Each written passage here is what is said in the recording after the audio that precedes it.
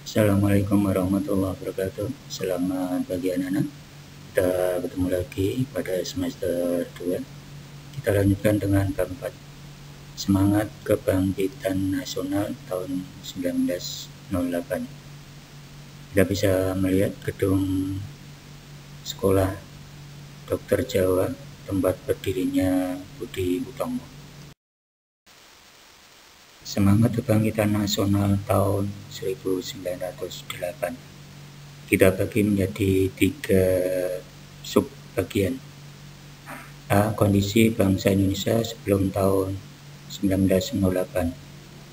B. Perintis Kebangkitan Nasional dalam perjuangan kemerdekaan Republik Indonesia. Dan yang C.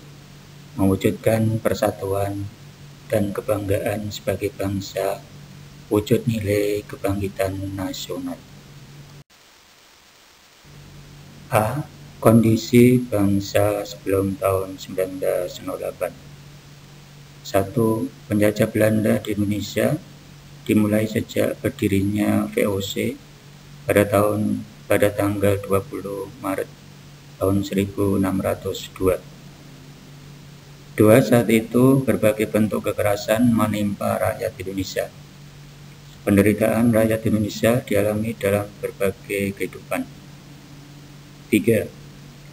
VOC melakukan politik divide et impera atau politik adu domba, yaitu dengan jalan mengadu domba antara kerajaan yang satu dengan kerajaan yang lainnya.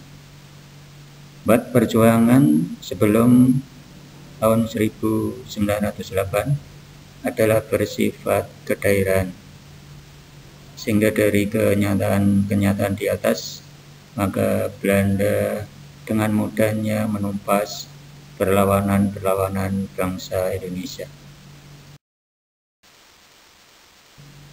Kondisi bangsa Indonesia sebelum tahun 1908. Di negara barat pada abad ke-15 terjadinya rusak ekonomi, maka berkembanglah teknologi pelayaran, sehingga mengadakan ekspansi mencari sumber ekonomi.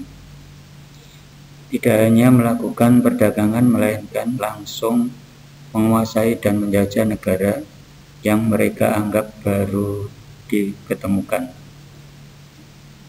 Politik adu domba makin membelah kerajaan-kerajaan di Indonesia dan merusak seluruh sendi kehidupan, sehingga penjajah Belanda terhadap Indonesia dimulai sejak berdirinya VOC tanggal 20 Maret tahun 1602.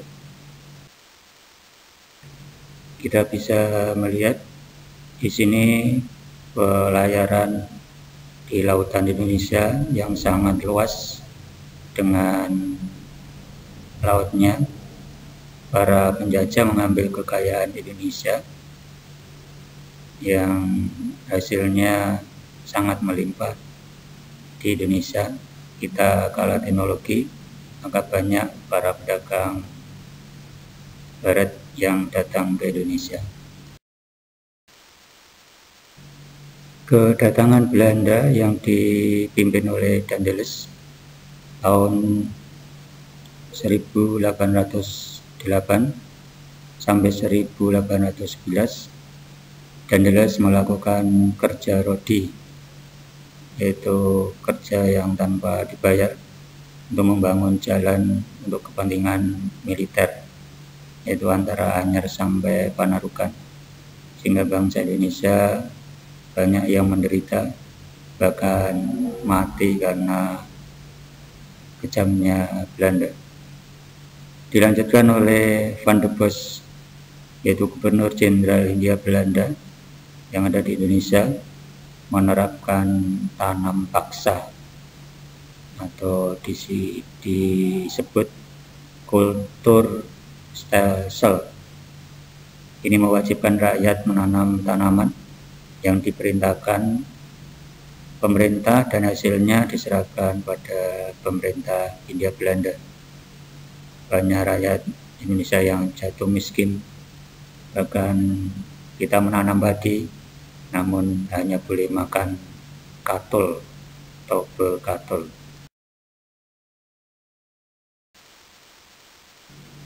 Karena penjajahan Belanda, penderitaan bangsa Indonesia menumbuhkan benih perlawanan di berbagai daerah. Perjuangan melawan penjajah dipimpin oleh ulama atau kaum bangsawan. Misalnya Sultan Hasanuddin di Sulawesi Selatan, Sultan Ageng Tirtayasa di Banten, Tuanku Imam Bonjol di Sumatera Barat, Pangeran Diponegoro yang sangat terkenal di Jawa Tengah.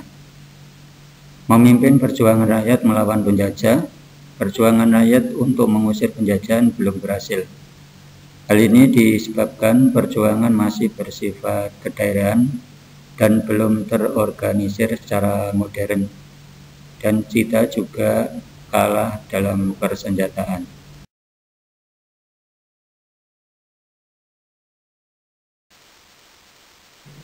Inilah sebagian tokoh-tokoh yang melawan Belanda saat itu: Sultan Ageng Tirtayasa, Tuanku Imam Bonjol, Pangeran Diponegoro, dan Sultan Hasanuddin. Melihat penderitaan yang dialami bangsa Indonesia, menyadarkan beberapa orang Belanda yang tinggal atau pernah tinggal di Indonesia. Di antaranya Baron van Hövell, Edward Douwes Dekker, dan Mr. van Deventer. Edward Douwes Dekker terkenal dengan nama samaran Multatuli, menulis buku Max Havelaar pada tahun 1860. Buku ini menggambarkan bagaimana penderitaan rakyat Lebak, Banten akibat penjajahan Belanda.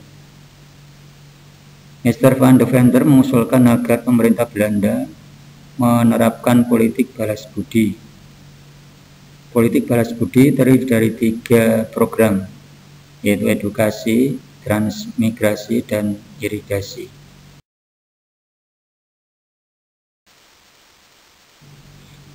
Tiga tokoh inilah yang mengkritik adanya kolonialisme Belanda. Baron van Hövell yang menjadi tokoh secara terang-terangan mengkritik kolonialisme Hindia Belanda. Edward Douwes Dekker tahun 1860 yang menulis buku Max Havelaar menggambarkan penderitaan rakyat di Lebak, Banten. Mr. van Deventer mengusulkan agar Belanda melakukan politik balas budi. Namun pada kenyataan, politik balas budi ini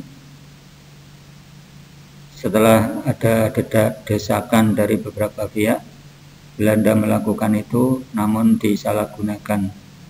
Lagi-lagi Belanda sangat licik, bukan untuk kepentingan rakyat, melainkan untuk kepentingan Belanda juga.